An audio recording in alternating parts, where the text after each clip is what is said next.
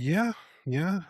Once again, you led up to another segue into a different segment, which people, community, and leverage, and very much what we're talking about. It's you can't just know your business; you have to understand people. And I don't think there are strategists worth their salt that don't understand people. We have to study their tendencies. We have to understand just the common things, the overlap between what could happen and what will most likely happen, and what probably won't happen. And that's some of the things that we strategize off of. There are best practices, but then there are people. Mm, And AI, to an extent, will show you best practices. mhm. Strategists will tell you people. Like, I've had some people come back to me, and my thing is, "Let me guess, you went to, what, ChatGPT, and if it's really worded well, what'd you use, Claude?" Like, you got the wording right, but, like, there's still some things in Right. there that, like, so yeah, it's bless their hearts. I know that it's gonna give them the starting point, but this is when I start to talk to people about the hidden costs, the blind spots, the things that the only way that you'll really know that is if you've been there and you've seen it, and that's what you're really paying the expert for. You're paying the expert because you have a specific runway and a specific way that you want to be able to do things. And that person is going to say, okay, well, if you're on this path, almost it's, one of the ways I started describing it is like being a GPS. Like once someone breaks down enough for me, I can say, okay, so this is the path you're on.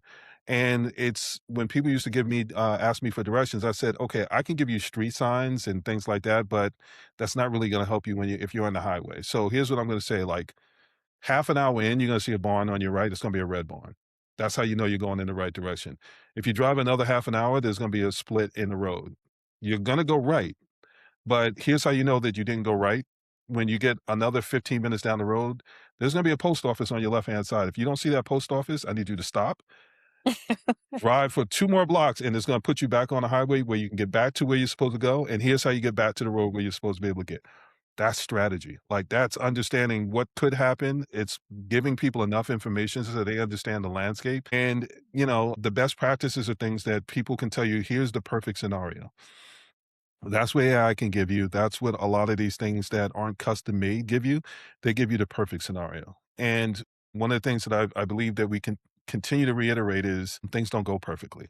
So when Right. people say, why do I need a strategist? Because the strategist is going to plan for the things that don't go well. Yeah.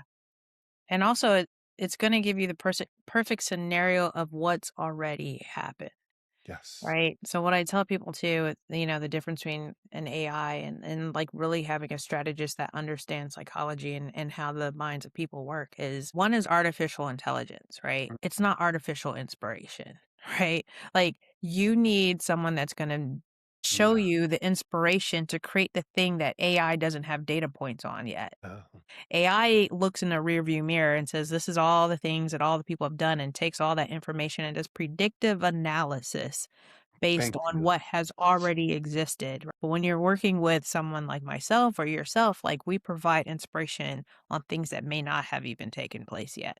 So while it Yeah. can tell you best practices, it's not going to understand the psychology of people and how you're bringing in like the emotions and the other data points and the things, the inspiration that gives you that aha moment of like, yes, I can do that thing, right? The other thing I like to say is it's artificial intelligence and I'm a different AI, I'm actual intelligence. So there's that as well. Like AI is gonna be the perfect yes man, and I'm gonna say, you're probably not gonna wanna do that. Absolutely, absolutely. I don't know, well, I can't even say I don't know. I know where I got my information from, and I know how early I started gathering that information and how my database is different than its database. It's basing it on best practices that, like, is getting from different people. I'm looking at those same best practices and assigning actual real life situations to them. Yeah, and So, challenging them. Like, you I'm if a you natural don't, disruptor, right? So, like, if you reading my articles and everything, I'm, like, bucking the system. I'm challenging the status quo. I'm not just going along with it. I'm like, "What if it can be better? What if this that is a person, this strategist. philosopher" like, because I mean, we contradict each other all the time. I mean, look how many books there are out there, about strategy or different topics or the best marketing ever, or this is what you should do for, I don't know, financial literacy, like all the different there's Mhm. so many different opinions, right? Like, I mean, even AI gets confused, right? So it's really like, how do you challenge that? Well, you have to insert some level of inspiration and actual intelligence into that. Say, like, okay, what they said might be logical, but it may not fit. your situation. Yeah. Yeah, I've got a, lying spot assessment. And it's a joke that I had because I was on the phone with someone. He was like, "Well, here's what we're gonna do, and I'm gonna ask these people this question, and based on their responses, we're gonna build this way." And I was like, "But you do realize people lie, right?" And his thing is, "Well, what do you mean?" I said, "Well, there's aspirational, then there's embarrassment, then there's all these other factors. Like, you have to understand those other factors in order to be able to sift through the answers that you're getting. So like there are a lot of people that get data, but they're not necessarily based like you have to get context for the answers that you're getting. Like it kills me when I'll see stuff like on LinkedIn or a lot of different channels where people are saying all you have to do is. And my thing is you lost me the moment you said all you have to do is. Right. A real strategist is going to say it depends Mm. because I need to understand the surrounding circumstances. I need to understand all the nuanced things so I can say, okay, never mind all the rest of this. This is the thing that makes the most sense for you. So for me, it depends. And one of the things that I teach is situational awareness because situational awareness for me is okay, so are you basing this on something that, let's say, you're married and your partner lost their job. Okay, so there's a sense of urgency. So a lot of the decisions that you're making are based on the consequences of trying to fix things now. What happens when that person, if they decide they want to get back to work? What happens if they get back to work and you built a business around them having all the free time to take care of all of these things because they're home and now they're back at work and they need somebody to be able to take care of those things.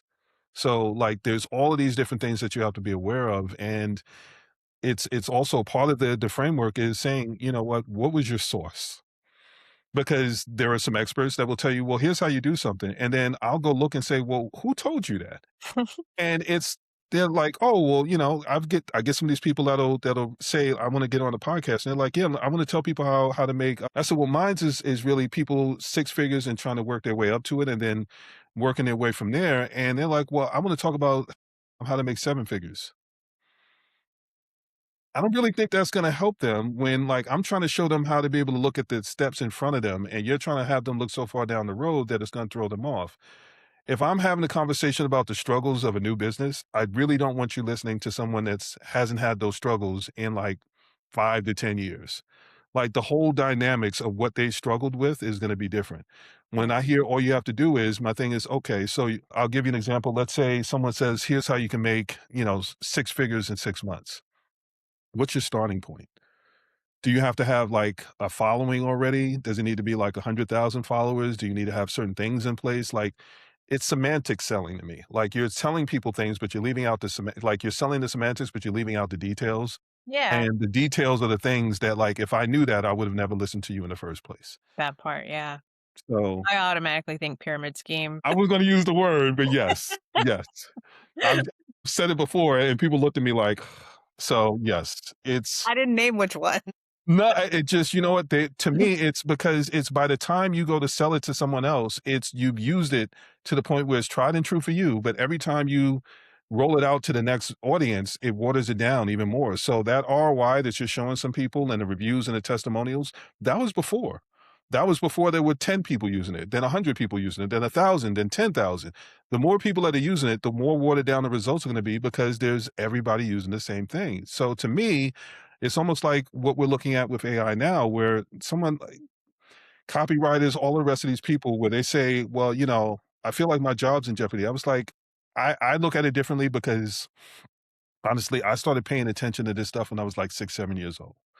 So, like, my mother started working for the record labels, and the first thing she told me as a kid is somebody used to run up and just talk to people. She's like, "I need you to understand who you see on the radio, who you hear on the radio, or who you see on TV is not necessarily who that person is. Those are personas." And I'm like, "Okay, well, what's a persona?" Her thing is, well, that's how they package something up to make them more appealing. To go, "Oh, that sounds interesting. I like that.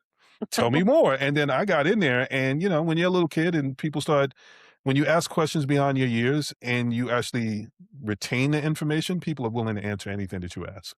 They think it's cute, they think you're precocious, and then they realize they're creating a monster and it just turns into something else. But so I've been looking at these things for a long, long time. So when I see people say like all you have to do is, I'm going, I learned on one of the hardest sides, like the music industry. I realized was hard because people talk and they do things.